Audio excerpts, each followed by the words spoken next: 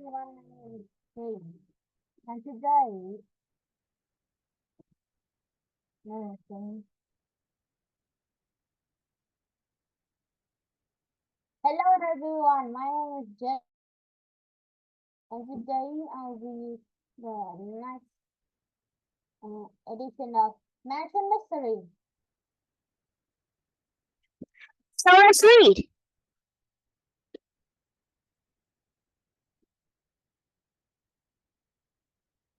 To the group's amazement, they were indeed the titles necessary to spell both elephant and nacho, which left them with way fewer titles and a task that was far less overwhelming to tackle. After the big break, everyone felt more confident trying to build words with what was left, and before Matt knew it, he had a full list of 15 words and 0 spare titles left. We're getting closer, Kelly said with a grin, and Becca clapped her hands in joy. Now we just need to find out which order these words go in, Frankie noted.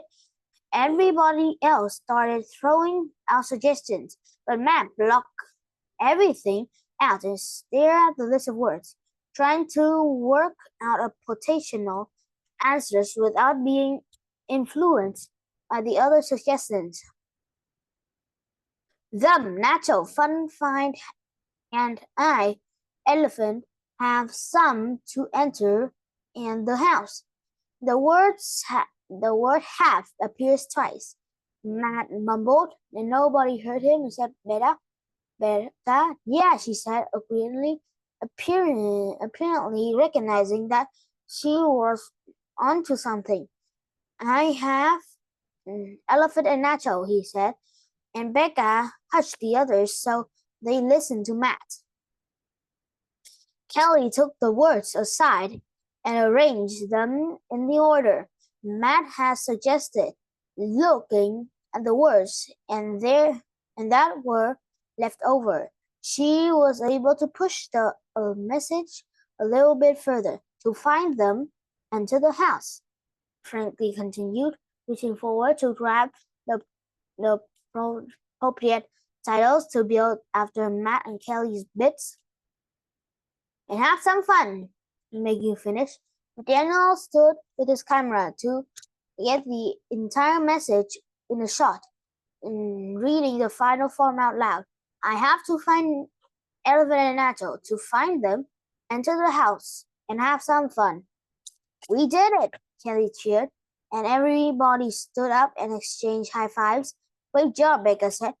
We couldn't have done it without everybody's help. I bet you anything the game master didn't expect us to crack that one so quickly. But now we have to go inside, Kelly said, looking nervously into the front door of the house. Everyone to see what the next puzzle is and keep this crazy game going. Are we seriously going to just obey whatever the game master tells us to do? Frankie asked.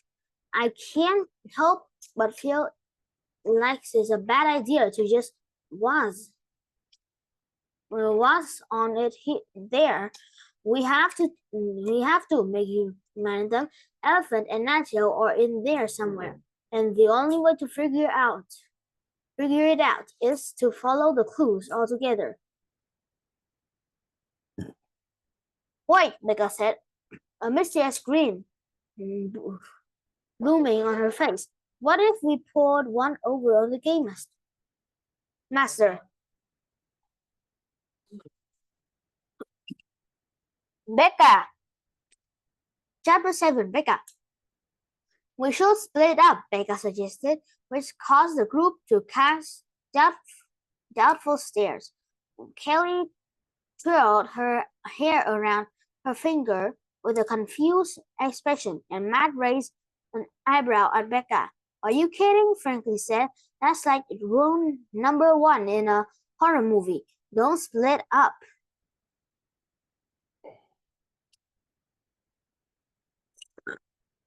Why would we do that, especially when the game master clearly wants us to stick together?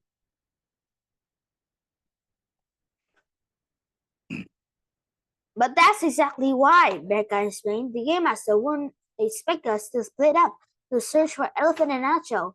Maybe if we do, we'll end up covering more ground, finding the animal sooner.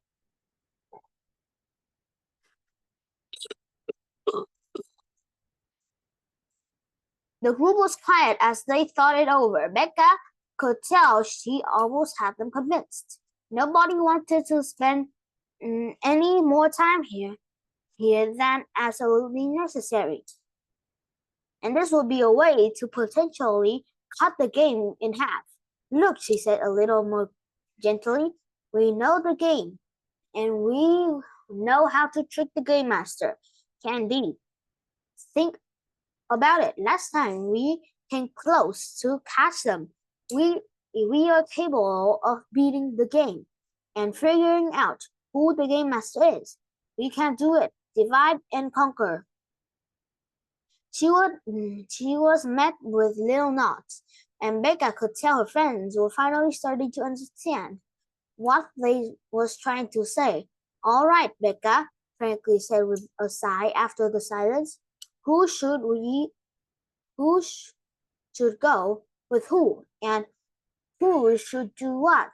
Me, you, said Daniel, can go into the house, like the game master said, too. Becca answered, and the sound of his name.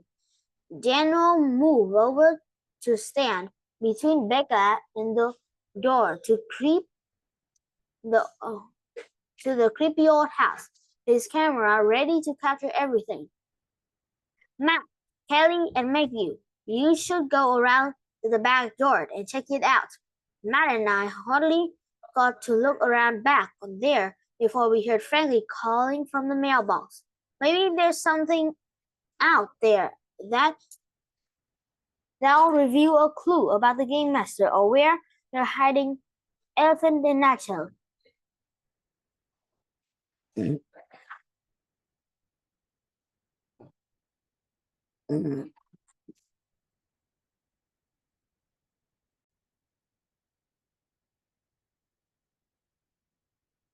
Roger that, Kelly confirmed with a nod.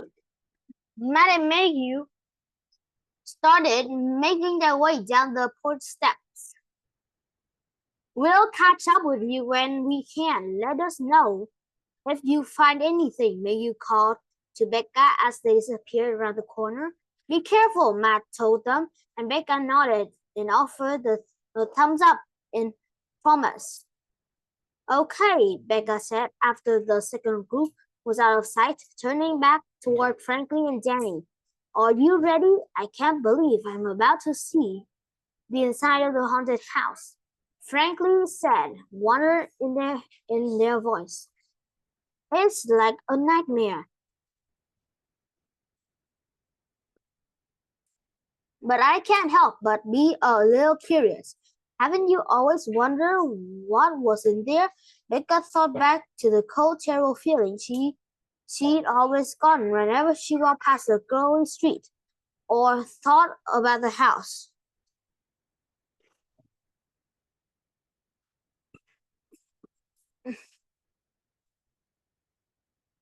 Yes, she said with a gulp. Why couldn't the game master have chosen like a candy store?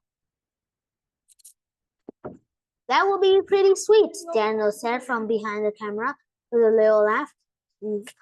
Pun intended. That made Becca and Frankie smile a little bit. Let's do this if we're gonna do it, Frankie said, and turned to wrap their hands and around the door knob. With a twist and a push, the front door swung open and creaking and groaning as it went. This is it, Becca said, stepping between Frankie and Danny. Let's go in at the same time. On the count of 3. 1, Franklin said, taking a deep breath. 2, added Danny, who eagerly turned on the light mount on the front of the camera. 3, they all cried together and stepped into the shadow of the old house. It took a second for Becca's eyes to adjust to the darkness. At first, she considered running her hands along the wall to look for a little switch, for a light switch, but she quickly stopped when she saw the wall was covered in dust and peeling wallpaper. Whoa, Frankie said under their breath. This is wild. Becca had to agree. Danny filmed her as she looked over the dust covered the furniture and the spider webs in every corner. Her eyes stopped as they fell upon a large, dark red stain over the carpet. What is that? He said, pointing, his stomach turning. That can't be blood, can it? It's unlikely, Frankie said, her voice shaking. No way it's blood. There are all sorts of things that can turn this color after a long time. I'm gonna go ahead with that, Daniel added, still kneeling down and zooming in a wide, slow, dramatic shot of the stains. Otherwise, I might run away screaming.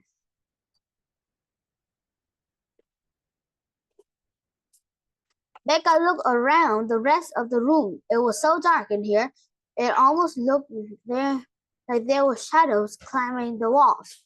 Thank goodness for the light on Danny's camera, as well as for the sunlight that was able to filter through the filthy, dust-streaked windows. The sooner we can get out of here, the better, Becca said. I think we can all agree that. Absolutely, Frankie and Danny said together. Let's spread out a little and check for clues, Becca suggested. But everybody stay in the same room. We should make sure not to lose sight of each other. Agreed. Agreed. Danny started exploring the area behind the stains, using the light on his camera to light up the darker corners of the room. Franklin moved to the wall right next to the door, looking over the frame photos that hung over the peeling, rotting walls. Becca walked across the room, stepped carefully around a filthy couch and cracked coffee table until she found a dresser of some sort up against a wall. On top of the dresser was a variety of dust-covered triggers, 4 porcelain cats, a miniature teacups, a gold violin with diamond in the center. Whoa, she whispered. Some of this stuff is actually pretty cool. Beneath the trinkets was a length of lace dolly, which had probably been white at one point in time, but now yellow and brown from various stains and gatherings of dirt. She wondered how long the house had been abandoned. Clearly, nobody could live here in the house current condition. Right. Hey, Kelly called from the other side of the room. You might want to come to see this. Did you find a clue? Franklin asked without turning away from the framed portraits on the wall to entrance whatever was in the photo. Absolutely and definitely. Danny confirmed, which got everyone's attention quick. Come see what's written on this mirror. A message on a mirror? Rebecca quickly made her way over to Jenny, who was still filming the mirror that was propped in the back corner of the room. She wasn't able to see the message until she got closer. A question written in shaggy red letters. What is Daniel Watson afraid of? I really do not like this, Daniel said, and Becca could hear that he was scared. Remember how last time the game master designed puzzle for everyone in the group individually?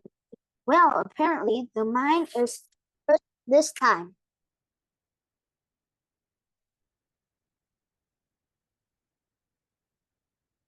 Oh, great, Frankie said with a frown.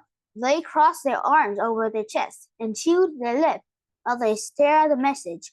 Well, what's the answer, Dan? Whatever it is might help us move toward in the game right away. I don't want to say it, Dan, he said with a shiver, lowering the camera in a rare moment of discomfort, because I can tell you right now, the answer is something that is surrounding us right this minute. As long as we're in the house, they're around us.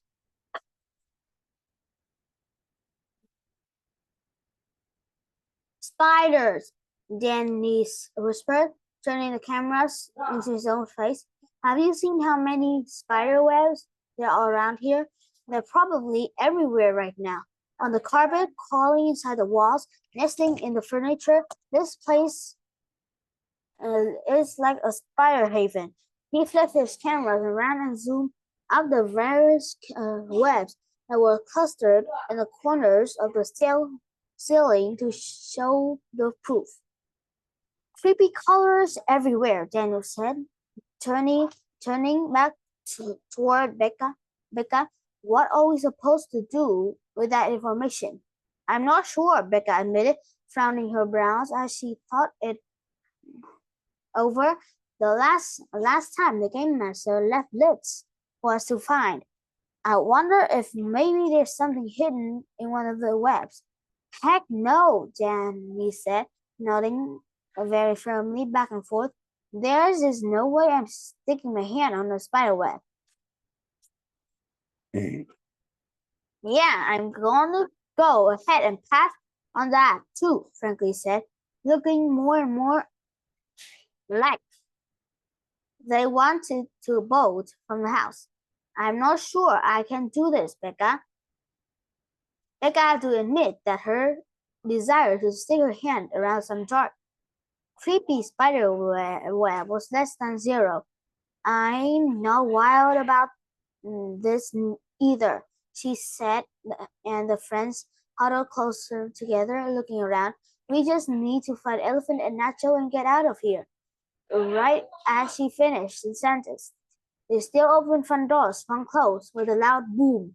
The dust rained over them from the ceiling, and the tricklets from on the dresser Becca had inspected before rattled in place. Frankie nearly jumped of their skin, and Becca couldn't help but release a startled yelp. How did the game master make the door close like that? Then he demanded, looking around for any evidence of rope or pulling system that might explain what happened. Then he found none. Everyone rushed over to the entrance, ready to retreat to the sight of the sunlit outside to figure out the next move. The wind wasn't strong enough to do that, Frankie said as they approached the door. Not even close. Something closed the door. Becca reached for the doorknob, frantically jiggling it back and forth in an attempt to open the door. No way, she said, a voice escalating in panic as he tried. How was this possible? He tried again and again, but each time the knob refused to turn. It's locked. Thank you for listening. Goodbye.